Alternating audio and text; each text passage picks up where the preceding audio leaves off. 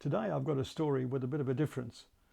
What I have here is an M1895 Boer Mauser rifle again. It's a B series, B7283. It's all matching serial numbers, so the action, the bolt and the clearing rod all match. I was particularly interested in this one as normal because it's got a name very neatly carved on the butt. And what it is J.P. Bezuidenhout. And it's also got a suffix of JZ, which I'll tell you about in a minute.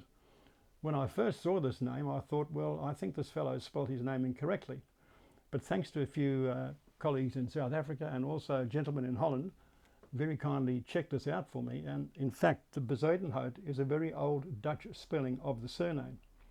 In 1925, Afrikaans became an official language, and all the Bezuidenhouts in South Africa today are spelled differently. They're spelled B-E-Z-U-I, not this way. So I've tried my very best to research this rifle, and I found there were 3 people, J.P. Bezuidenhout, who claimed their Anglo-Boer War medals after the war, and there were also 15 burghers named J.P. Bezuidenhout, spelt the other way, B-E-Z-U-I, that were captured. One of them was 15, one was 17, 20, 22 and older men. Now the JZ at the suffix here means younger zoon. Younger means younger, zoon is son in Dutch, so he was the younger son of J.P. Bezuidenhout. All very interesting. Now, as we often see on Boer Mausers, on the other side of the butt we've also got a very big letter M, very distinctly carved there. It's either an M or a W, and there's also an A. So that tends to indicate that this rifle at some stage was probably owned by somebody else, or maybe the owner, Bezuidenhout, was going to attempt to put the name of his farm or something on it. Something else which we've got here just below the name Bezuidenhout is J140. I thought that was J140, and I was trying to work out what that was, and my colleague Phil told me today that obviously J was for John, 1 was for the 1st of April 1900. And that all makes sense because John, and I'll be talking about him in a minute, is the gentleman who captured this rifle and brought it back to Australia. He was in fact number 177, Private John Jackson of the 4th Queensland Imperial Bushman. He was born at Tooboonga in Queensland in 1875. I think I have that right, I better just check the spelling. He was born at Tarbinga, I beg your pardon, Tarbinga, Queensland in 1875. He was the son of the police magistrate in Mackay. And as I said, he joined up with the 4th QIB in April 1900. They sailed in May 1900 and they arrived in Port Elizabeth in June 1900. They were sent off to the front in Colesberg, which was in the Central Cape Colony. When they got there, they later teamed up with other contingents from Australia, the New South Wales Imperial Bushmen and also the West Australian Imperial Bushmen, or West Australian Mounted Rifles, and they operated as an Australian squadron in that area. All the Australians that went over there and the New Zealanders went over for 12 months service.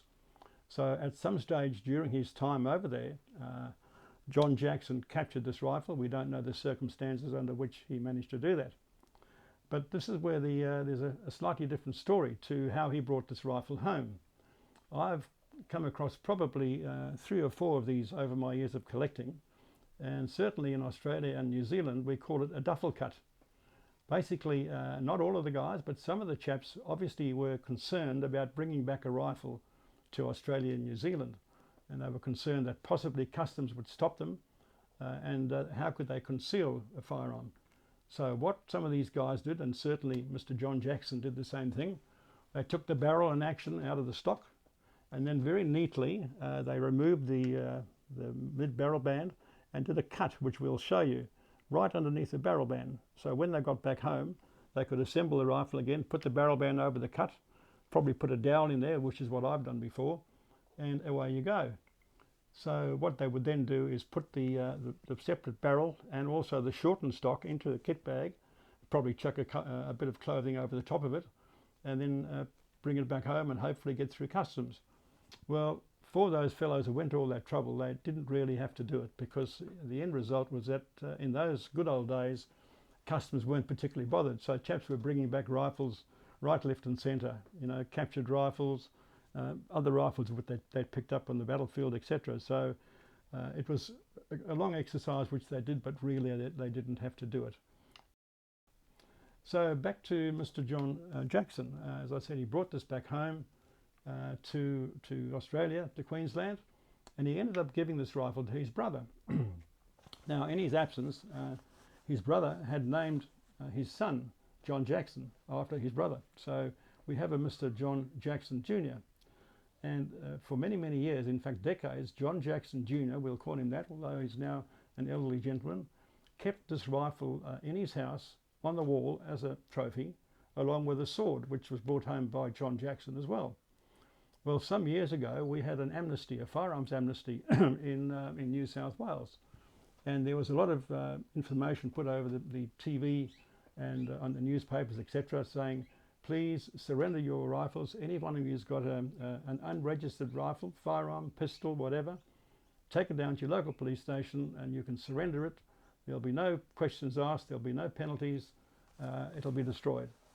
The other option is you'd have to go and present the rifle to a firearms dealer and then apply for a license, get a firearms license, and then keep the firearm locked away. Well, Mr. John Jackson Jr., who had this rifle, as I said, for many years, decided to do the right thing. He rang the police and explained to them that he had this rifle on the wall, which his uncle had brought back from the Boer War, and he wanted to keep it as such, as a memento. What did he need to do? And they said to him, well, unfortunately, you've only got two options. You can't keep it as it is. You'll either have to have it destroyed, take it to your nearest police station, and it'll be destroyed, or take it to a gun dealer, or you can sit down, have a test, which will cost you $75. Then you can claim, or you can apply for a firearms license. Once you've got that, you'll have to keep the rifle locked up in a gun safe. And John said, well, that defeats the object. I don't want it in the gun safe. I want to have it on the wall so I can see it. And they said, well, unfortunately, you can't do that. So this is where Dave George comes into the picture. Mr. John Jackson Jr. phones up the local gun dealer and makes an appointment, goes around to see him, explains the situation and says, listen, I don't want to go down the road of getting a firearms license. Can you please cut the butt off before it's destroyed, so at least I've got this bit here to keep as a memento. Well, thank heavens, my gun dealer said straight away, well, listen, I think we need to think about this. And he actually jumped in his car, gave the gentleman a cup of tea, jumped in his car, raced around to my place and said, Dave, there's a gentleman here who's got this Boer rifle. It's going to be handed in to be destroyed. I know you collect these things. I think you should come around pronto, which I most certainly did. I dropped everything and jumped in my car, raced around and had a good chat to John, explained to him what I did, my research and the books I've written, and he very kindly decided to give the rifle to me. So at least we could keep history and it wouldn't be destroyed. So we came to an agreement and we made a bit of a deal, and I also gave him a plaque which was made up stating that number 177 Private John Jackson had brought this rifle back.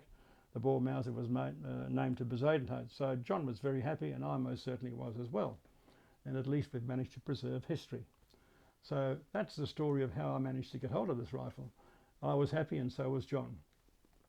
Now, John Jackson, as I said, came back from the Boer War. Life went on as normal, and then war clouds started gathering in 1914. So once again, he decided to get back in uniform. In 1916, John went and joined up with the 52nd Battalion AIF, that's Australian Imperial Forces. He went overseas to the UK initially, where they did training, and then they were sent over to France in the horrible trenches of the Western Front. John was in the trenches for some time, and in June 1916 he was wounded in action. He was wounded in the right arm and the right ankle, and we'll show you a photograph of the service file where this has been recorded. Once he'd been patched up in hospital, he was sent back to the front, and some months later, in November 1917, he became ill and he was sent back to hospital with influenza. By the time he'd come out of the influenza and was well again, he was getting quite old for frontline service, so he was transferred from the 52nd Battalion to the Australian Veterinary Corps, where he spent the rest of the war, and that was in April 1918 that he was sent to that particular unit. John remained in France until 1919 with the occupation forces, and eventually he made his way back to Australia in May-June 1919.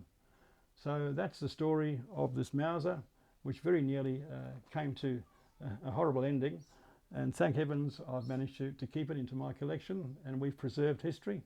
I hope you enjoyed the story.